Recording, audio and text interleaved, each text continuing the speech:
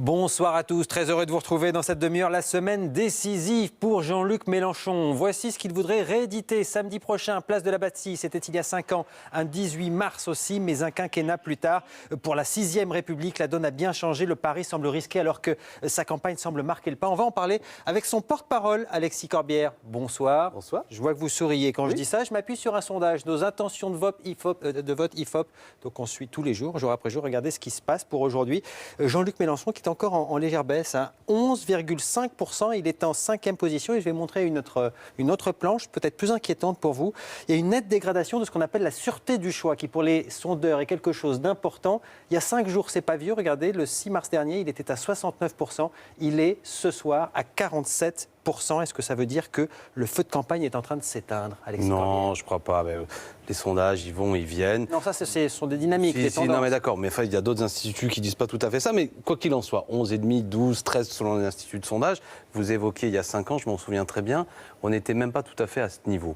De toute façon, les sondages, ils donnent une certaine couleur à la campagne. Moi, j'appelle ça, attention, à la sondocratie, c'est-à-dire le pouvoir des sondages qui fait que finalement, les citoyens deviennent un peu sous influence et on ne vote plus pour ceux que l'on croit bons pour le pays, mais en fonction de stratégies dont on va dire finalement, pour bloquer un tel, il faut voter pour... Qui dit ça, Alexis Corbière ? Oui, c'est moi qui... Vous vous souvenez de ce que disait Jean-Luc Mélenchon il n'y a pas si longtemps que ça ? Qu'est-ce qu'il disait ? Il y a, au mois de janvier, regardez ce qu'il disait. Il est derrière nous, en 5e position. Il parlait de qui ? Il parlait de Benoît Hamon. Il parlait de quoi ? Il parlait des sondages. Une fois... Est-ce si malheureux que ça ? À quoi bon un candidat socialiste ? Pourquoi faire ? Il utilisait à ce moment-là les sondages pour expliquer que la candidature de gauche était Jean-Luc Mélenchon. Olivier Galzi, mea culpa, mea maxima culpa. Une fois, Jean-Luc Mélenchon a eu cette phrase. On ne prend jamais les sondages en référence, mais une fois, on a dit ça pour expliquer qu'effectivement, un candidat socialiste, ça ne servait pas à grand-chose. Vous voulez que je vous dise, sur le fond, ça reste vrai. À quoi ça sert ? Là, le problème actuellement, c'est que ça bloque à peu près 13-14% de l'électorat.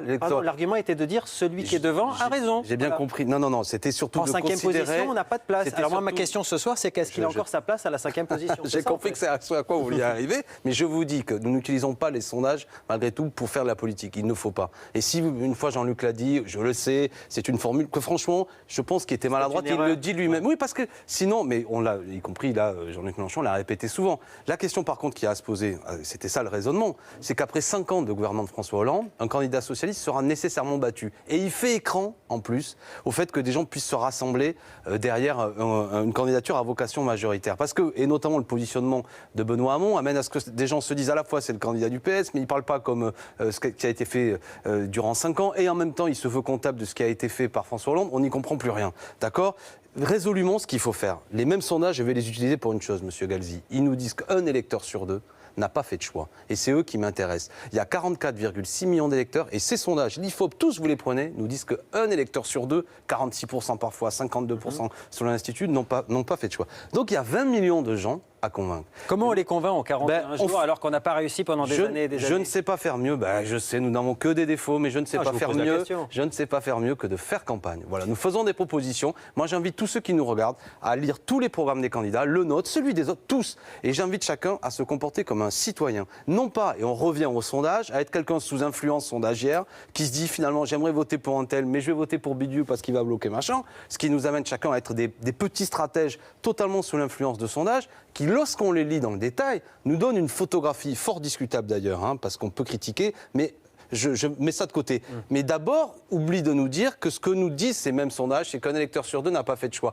C'est lui qui m'intéresse. Et à lui, je ne lui dis pas seulement en agitant un drapeau ou je suis la gauche, je ne sais pas quoi. Je lui dis, moi je m'adresse à toi pour te proposer notamment de te donner des droits nouveaux. 6e République, non mais c'est fondamental. On va parler programme. On va en parler. 2-3 questions d'actualité encore et on rentre dans le fond du programme. Emmanuel Macron, dans le viseur d'Anticor, vous connaissez Anticor, cette association anticorruption, qui saisit aujourd'hui la haute autorité pour la vie publique. Elle n'est pas convaincue des explications patrimoniales qui avaient été données par Emmanuel Macron à l'époque où il est rentré au gouvernement. Regardez ce qu'il avait déclaré. 3,3 millions d'euros gagnés entre 2009 et 2014 pour un patrimoine déclaré quand il devient ministre de 200 000 euros nets. Apparemment, Anticor considère que soit il a mal géré son patrimoine. Merci, monsieur Galzi. Vous m'avez agacé tout à l'heure en parlant des sondages, mais je vous félicite. Il faut en parler. Il n'y a pas que l'affaire Fillon. Il y a un problème de sous-estimation du patrimoine de M. Macron, je suis d'accord. Il y a un problème d'un prêt qui lui a été accordé notamment quand il était jeune haut fonctionnaire. Et lui aussi, à sa façon, montre une proximité avec des puissances d'argent qui pose problème. Donc pour vous, là, il y a un problème Oui, alors premièrement, vis-à-vis d'Anticor, chacun des candidats de la France Insoumise qui sera investi aux législatives doivent signer une charte qui correspond aux critères d'Anticor. D'accord ? C'est important, pas de condamnation, pas de proximité avec des puissances d'argent, pas d'embauche évidemment de ses proches, etc. On est dans un moment où il faut reconstruire de la vertu républicaine. Ça peut sembler ronflant de dire ça, mais on y est. Je n'apprécie pas, voilà, pour le dire clairement, que par exemple M. Macron ait eu des prêts avec certaines facilités. Je pense effectivement que quand même, moi je lis la presse, mais c'est un peu étonnant de la manière dont son patrimoine a été sous-estimé. Donc je pense que là-dessus, il faut qu'il y ait de la clarté dans un moment où on voit, à travers l'affaire Fillon, qu'il y a une exigence citoyenne à la clarté. Et je pense qu'il faut en parler de la même manière que Mme Le Pen aussi a sous-estimé son patrimoine. Il y a là, comment dirais-je, un tir qui doit être fait vis-à-vis de tout le monde. Et Jean-Luc Mélenchon, lui, n'échappera pas à tout ça. Mais on voit bien quand même que quel est le fond souvent du débat ? Je viens de le dire, cette proximité entre des femmes et des hommes politiques et des puissances d'argent, et il faut séparer les deux. Là, ceux qui regardent et qui nous écoutent, ils peuvent se demander si le fond du débat, c'est pas aussi le calendrier. Cette déclaration, elle date d'octobre 2014. Oui. Pouvait s'en saisir la haute autorité, bien sûr. Pouvait s'en saisir le Premier ministre, le président de l'Assemblée nationale, le président du Sénat. Personne ne le fait. Et là, à 40 jours du premier tour, on nous ressort une déclaration qui est officielle pour tout le monde depuis... Oui, mais on peut dire ça, mais à l'inverse, aucun citoyen n'accepterait que parce qu'il se présente à une élection, la justice arrête de travailler. D'accord ? Qu'est-ce que vous en déduisez ? Que personne ne se soit saisi de ça depuis 2014 ? S'il y a un problème... La justice va travailler, on va voir. Non, mais d'accord, mais on peut dire la même chose de M. Fillon. Mais là encore, légal ou pas, il y a des choses qui moralement sont condamnables, je le répète. Moi, sur la base de ce qui est fait. L'affaire Fillon, qu'elle sera peut-être légale à l'arrivée, mais elle est, de mon point de vue, moralement choquante. Donc pour vous, tout ça, c'est pas une dictature de la transparence à quelques semaines d'une élection Mais ça dépend de quoi on parle. Si, effectivement, on demande de la part de M. Macron de savoir des détails de sa vie privée, par ailleurs, il les livre lui-même, je pense que c'est assez maladroit. Mais par contre, effectivement, ça peut être intéressant de savoir aujourd'hui que peut-être des gens l'ont aidé à un moment donné, alors que c'est difficile. Moi, quand je cherche à emprunter de l'argent, y compris pour être candidat, les banques ne m'en prêtent pas. Mais il y a manifestement des gens qui ont des facilités, qui ont des amis riches, et on a le droit d'être amis avec tout le monde. Mais quand on a aujourd'hui, quand on recherche le vote de nos concitoyens, on doit chercher à mettre à distance un peu tout ça, parce qu'on le sait très bien, vous savez, il n'y a pas de cadeau sans généralement une volonté de retour. Bon bref, on verra tout ça, mais je trouve bien que tout le monde s'intéresse, effectivement, qu'il n'y ait pas qu'un seul candidat, même s'il le mérite, je pense à M. Fillon, sur lequel on s'interroge de sa proximité avec les milieux d'affaires. Voilà. François Fillon qui doit désormais répondre à une question sur les 2 costumes à 13 000 euros qui lui ont, semble-t-il, été offerts par un de ses amis. Écoutez sa réponse aujourd'hui. Qu'est-ce qui explique qu'il y ait des centaines, je sais pas, des dizaines en tout cas de journalistes qui fouillent dans les poubelles pour s'occuper de mes costumes, demain de mes chemises et pourquoi pas de mes caleçons. Je vais pas vous répondre sur ces sujets, c'est ma vie privée. Enfin, ça ne regarde personne. J'ai parfaitement le droit de me faire offrir un costume par un ami, en fait, c'est pas interdit. Non mais, votre avis, c'est sa vie privée ? Non, mais d'un certain point de vue, il y a des aspects qui sont de sa vie privée. Mais M. Fillon doit comprendre une chose. C'est ce que j'évoquais tout à l'heure, la vertu et la morale. Beaucoup de gens, premièrement, manifestement, on découvre qu'il il a des goûts de luxe et on peut comprendre que dans un moment où la même personne... Il a le droit d'avoir des goûts de luxe. Oui, mais... Quand on est Premier ministre, on est confortablement rémunéré. Moi, ça ne me pose pas de problème de payer des impôts pour que mon Premier ministre et mes ministres puissent travailler confortablement. Je n'apprécie pas de découvrir qu'en même temps que, à travers mes impôts, Monsieur le Premier ministre touche un salaire confortable, il ait besoin en plus que des gens très riches lui achètent ses costumes. Je n'apprécie pas pour quelles raisons ? Pas pour des raisons privées. C'est parce que je pense, et j'ai un a priori, je l'assume, que quand les gens très riches font des cadeaux à des hommes d'influence et à des hommes politiques, c'est qu'ils attendent en retour peut-être un service. Peut-être, dis-je. Mais n'empêche que ce peut-être pose un problème démocratique de fond. J'en reviens à ce que je disais tout à l'heure. La vertu, Monsieur Galzi, la vertu. Et cultiver le fait que quand on a des responsabilités politiques, les gens d'argent, il faut leur dire... Et tenez-vous éloigné de moi, et du moins je n'accepte pas de cadeaux. Écoutez, vous croyez, vous, Monsieur Galzi, que quelqu'un va vous offrir un costume à 15 000 euros en attendant rien ? Je ne savais même pas que ça existait. Non mais moi aussi. J'ai envie de dire ça, la même chose que vous avez raison. 2 costumes en l'occurrence, voilà. 13 000 euros. Ouais. Quand on porte une veste qui vaut l'équivalent d'1 an de salaire d'un smicard, et qu'en même temps on a un discours très dur contre les assistés, qui se veut être exemple. Je veux dire, il y a là quelque chose qui choque, et je suis sidéré que M. Fillon ne le comprenne même pas. C'est de la morale. Oui, de la morale. De la morale avec un M majuscule. Il en faut de la morale. Pas de l'éthique, de la morale. Est-ce ce qu'on attend de nos hommes politiques, c'est pas de l'éthique. C'est-à-dire, à un moment donné, M. Fillon sait qu'il lui achète. Si c'est son ami, il se dit, il n'y a pas de problème parce qu'il n'y a pas de conflit d'intérêts, je l'accepte. Mais qu'il ne fasse pas de politique. Que l'information sorte et il est cloué au pilori par le principe qu'il pourrait y avoir effectivement quelque chose de redevable. Mais est-ce que ça, c'est pas de la morale? Est-ce qu'il ne faut pas différencier l'éthique et la morale? On veut de l'éthique, la morale, elle passe, elle change avec le temps. Mais parce que la morale, elle est fondamentale, je répète. Je veux dire, j'assume le fait qu'il faut de la morale ou que j'appelle... Vous assumez d'être un moraliste. De la vertu. En politique, ça veut dire quoi la vertu? C'est un certain type de comportement. Monsieur Fillon, s'il veut faire de l'argent, il peut faire des affaires, il n'y a pas de problème. Là, il fait de la politique, il veut exercer des responsabilités. Donc il faut faire semblant, il faut se cacher, il faut prendre des costumes pas chers. Non, c'est ça. Non, mais on est d'accord qu'entre pas cher et un costume qui vaut 48 000 €, il y a une marge. Quand on touche, écoutez, l'indemnité d'un Premier ministre, elle doit être autour de 15 000 € par mois. Ça suffit pas pour vivre correctement? Ça ne suffit pas. Mais moi, je suis enseignant, monsieur, je gagne autour de 2 000 €. Ça fait 22 ans que je suis prof au lycée professionnel. J'ai quand même envie, pardon de parler de mon salaire, parce que ceux qui me regardent sont sans doute à mon image. Donc vous dites qu'il ne pourrait pas être un bon président de la République parce qu'il a des costumes à 7 500 €. Non, pour cette raison, il ne peut pas être un bon président de la République. Je n'ai pas dit ça. Je dis parce que manifestement, il accepte l'idée que quelqu'un lui fasse des cadeaux aussi importants et qu'il ne voit pas le problème, qu'il ne pense pas. Il peut très bien jouer au tennis avec qui il veut et être ami avec qui il veut. Mais je pense, une fois de plus, que quand on est ministre, on doit quand même voir qu'il y a des cadeaux qui sont quand même... qui peuvent amener à ce qu'après, eh bien, il y a des services rendus. Et je vais vous dire une chose, quand je regarde le programme de M. Fillon, je considère qu'il y a un service rendu. Quand on veut aujourd'hui remettre en cause le service public, quand on veut s'en prendre à la sécurité sociale, qu'est-ce que c'est qu'on encourage? Le fait que les gens, après, fassent appel notamment à des assurances privées, fassent appel notamment, effectivement, à des cliniques privées, à des écoles privées. Et quelque part, on rend service à ceux qui veulent faire de l'argent avec ce qui doit être un service public. Donc il y a un lien entre tout ça. Vous comprenez ce que je veux dire? Il y a un lien. C'est pas sans raison que les gens qui sont riches rendent des services à des gens comme ça. Vous parliez de son programme. Il a un peu amendé aujourd'hui. Les baisses de charges qui bénéficieront davantage aux petits salaires, la TVA intermédiaire qui finalement ne bougera pas, elle restera à 10%, votre avis? Il va augmenter la TVA, c'est ce qu'il a dit. Il veut passer la retraite à 65 ans, il veut en finir avec... à 22%, mais pas sur les taux intermédiaires. Oui, d'accord. Mais concession au centre, voilà. Oui, d'accord, mais enfin, ça veut dire que pour le commun des mortels, les prix vont augmenter, il va rallonger la durée du temps de travail, de fait, il explique en plus, par exemple, tiens, je me suis permis de parler de moi en disant que j'étais fonctionnaire. Il explique que les fonctionnaires, désormais, pour gagner plus, vont devoir travailler plus.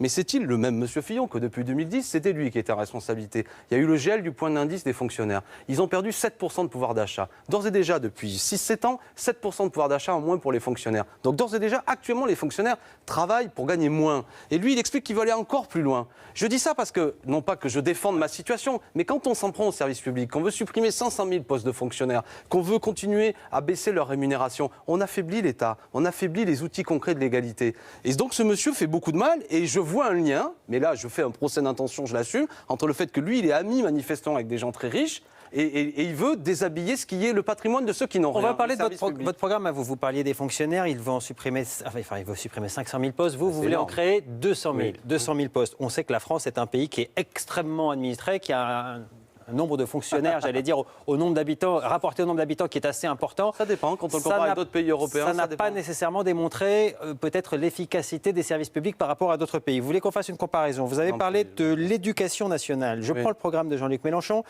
Vous voulez 24 milliards d'euros de plus pour l'éducation nationale. Si on prend le chiffre actuel, on est à peu près, pas à peu près précisément d'ailleurs, j'ai le chiffre, à 5,5% du PIB de la France, c'est-à-dire de la richesse du pays. On va comparer maintenant en termes de résultats. Tout le monde s'accorde à dire que le fameux classement PISA, vous savez, sur les sciences en particulier, est important. Le Japon, qui ne dépense que, entre guillemets, 3,7% de sa richesse, est deuxième au classement.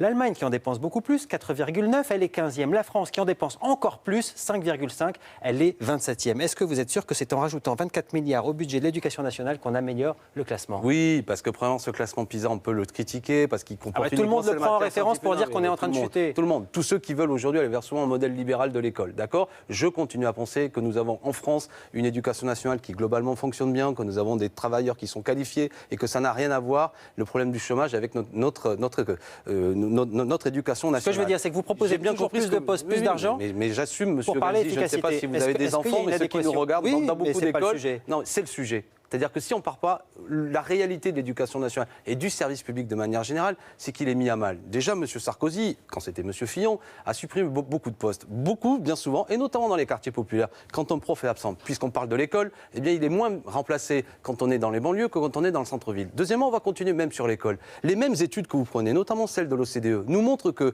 les enseignants du premier degré, les professeurs des écoles, sont 30% de moins payés que leurs collègues, notamment d'Allemagne. 30% de moins. Il y a une détérioration des conditions de travail des enseignants, une détérioration de leurs conditions de rémunération. Je ne veux pas être corpo parce que je suis moi-même prof, mais soit on pense que l'éducation nationale, l'école, c'est la base de tout, et il faut lui donner des moyens, et des coûts ont été pris dans une société en plus, des coûts ont été donnés contre l'école, dans une société en plus où vous savez, quand vous avez 6 millions de chômeurs, quand vous êtes prof, vous les voyez les gamins de chômeurs, et c'est pas évident, notamment quand on est enseignant en milieu populaire.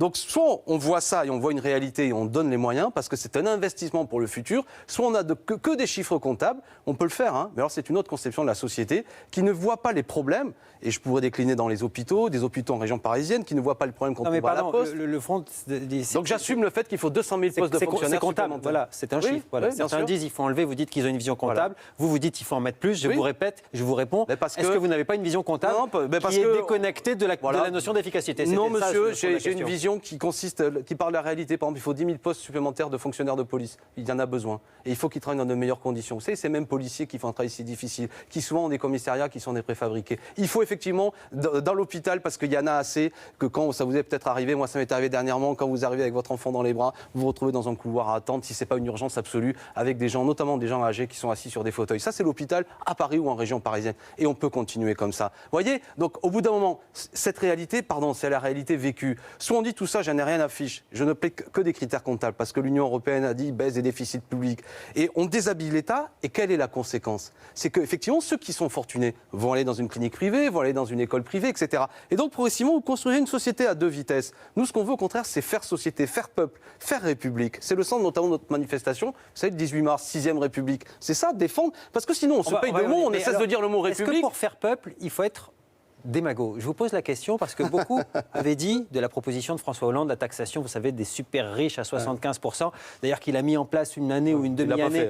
Et puis il l'a enlevé parce que tout le monde s'est aperçu que ça coûtait plus cher que ça ne rapportait. Non, vous allez plus loin. Pas plus cher. Ça rapportait pas beaucoup, mais ça coûtait pas plus cher. Tranche à 90% de taux marginal. Hein, c'est-à-dire qu'à partir de 400 000 euros par an, quand vous gagnez 100, vous donnez 90. Vous savez combien de contribuables ça concerne, ça? Combien? Nous, on va faire 14 tranches d'impôts. Et effectivement, nous assumons le fait que ceux qui gagnent. Est-ce que ça, c'est pas de la démagogie? Ça concerne 0,6% des contribuables. C'est ça que je vous dis. D'accord, les ultra riches. Ah bon, c'est de la démagogie? Je vous pose la question. Moi, je ne ça connais rapporte pas. rien et ça peut coûter en termes d'image. Ça rapporte 20 milliards. Ça rapporte 20 milliards. C'est ce qui avait été dit rapporte pour la taxe 20 milliards. à 75% qui n'a pas été gardée. Non, mais oui, parce qu'elle coûtait aux finances de l'État. Non, elle ne rapportait peu, mais elle ne coûtait pas. Ne dites pas ça. Elle rapportait peut-être pas assez, effectivement, parce qu'elle était mal faite. Non, mais attendez, la réforme. Les départs, les fortunes qui s'en vont, les investissements qui se font à l'étranger, la mauvaise image du pays. Attendez, Monsieur Galzi, vous êtes journaliste. Il n'y a jamais eu. Non, mais je vous pose la question parce que ça a été ce débat en 2012, vous en souvenez? Les riches ne s'en vont pas. Il n'y en a jamais eu autant qu'actuellement en France. D'accord? Il n'y a jamais eu autant de millionnaires. D'accord? Donc tout le monde dit ils vont partir. En attendant, ils partent pas. Ils restent. Parce que vous savez, même quand on est riche, on aime bien vivre dans un pays où il y a une certaine qualité de vie.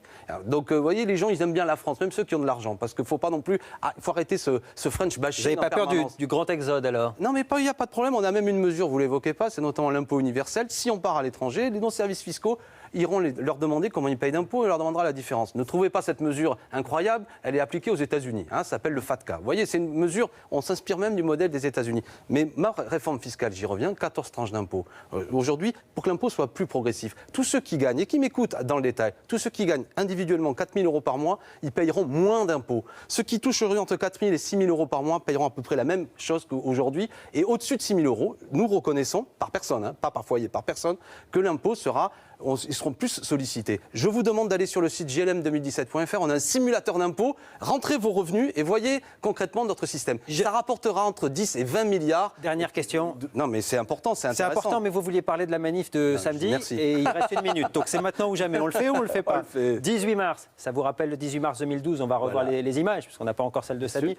C'est vrai que ça avait cartonné, on s'en souvient, on se souvient des titres, Mélenchon prend la Bastille, parler de sa 6e République, déjà effectivement, 100 000 personnes présentes, en dessous de 100 000, ça veut dire que c'est fini, l'élan est Écoutez, passé. vous c'est avez terminé. aimé le Mélenchon 2012, vous adorerez Mélenchon 2017. J'ai pas dit que je l'ai aimé, j'ai constaté que ça avait Mais été si un vous avez dit succès. c'était formidable, Si c'est- la presse si ça c'est- avait... Si c'est un bide samedi, est-ce que Oui. ça veut dire qu'il faut s'arrêter? S'il n'y a personne, qu'est-ce que vous voulez, on éteindra À la partir- lumière, on à partir de rentrera à la combien maison. vous éteignez la Monsieur lumière? Galzi, je suis avec Jean-Luc Mélenchon et les 250 000 personnes dans ce mouvement, des gens de conviction, on se bat pour nos idées. On verra le résultat. Moi, je ne sais pas faire quelque chose d'autre. Je dis à tout le monde aujourd'hui, venez, non seulement il y aura une manifestation, il y aura des concerts, des prises de parole, des intellectuels qui liront des textes, et un discours de Jean-Luc Mélenchon. À partir nous de expliquera- combien ce serait un échec pour vous? Qu'est-ce que vous voulez que je vous dise? Un chiffre? Non, mais aujourd'hui, vous savez, comment dirais-je, François Fillon a réuni Un chiffre, quelques il nous reste dizaines. 10 Non, mais un secondes. Un chiffre, chiffre, mais pas de chiffre. on cherche à faire la même. Non, mais parce que si je dis un chiffre et que c'est pas exactement la oui. même chose, je Ah vous oui. connais. Bah, vous avez une idée? Mais du monde, et il y aura beaucoup de monde. Et le chiffre me satisfera. Non, mais la dernière fois, on avait eu près de 100 000 personnes. Je souhaite que nous refassions la même chose. Merci. Mais vous comprenez que c'est pas le problème comptable. Rassemblons Merci. une force. Merci Olivier Galzi. Merci à vous d'avoir répondu à nos questions. On se retrouve pour le grand décryptage.